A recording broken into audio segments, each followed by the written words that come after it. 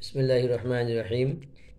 Hello guys, আজ আমরা বাসায় নিজেদের হাতের তৈরি কেক তৈরি করে আমরা কেক খাওয়ার জন্য রেডি করলাম।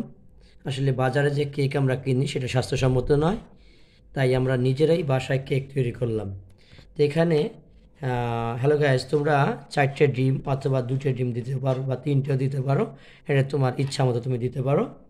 তা ডিম দেওয়ার পরে তুমি পাউডার দিতে পারো, বেকিং পাউডার যেটা আমরা বলি। তারপর ময়দাটা ভালো করে চালে দেবা। তারপরে তেল, তারপরে 1 কাপ চিনি, এগুলো দিয়ে সুন্দর করে ফেটে নিতে হবে।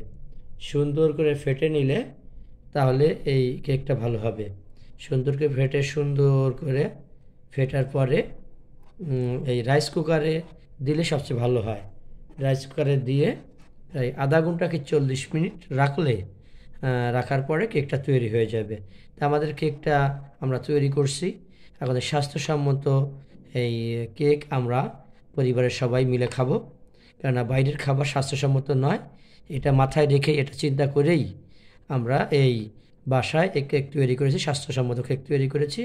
এখন আমরা এটাকে সুন্দর করে পিস পিস করে কেটে কেটে আমরা এটা সুন্দর করে এইভাবে খাবো। গ্যাস, তোমরা এরকম কেটে কেটে সুন্দর করে কেটে কেটে তোমরাও খেতে পারো। তাহলে আমার এই কেক বানানো সার্থকতা খাওয়ার মাধ্যমেই আমাদের ইনশাল্লাহ ফুটে উঠবে। হ্যালো গ্যাস, তোমাদের সবাইকে অসংখ্য ধন্যবাদ।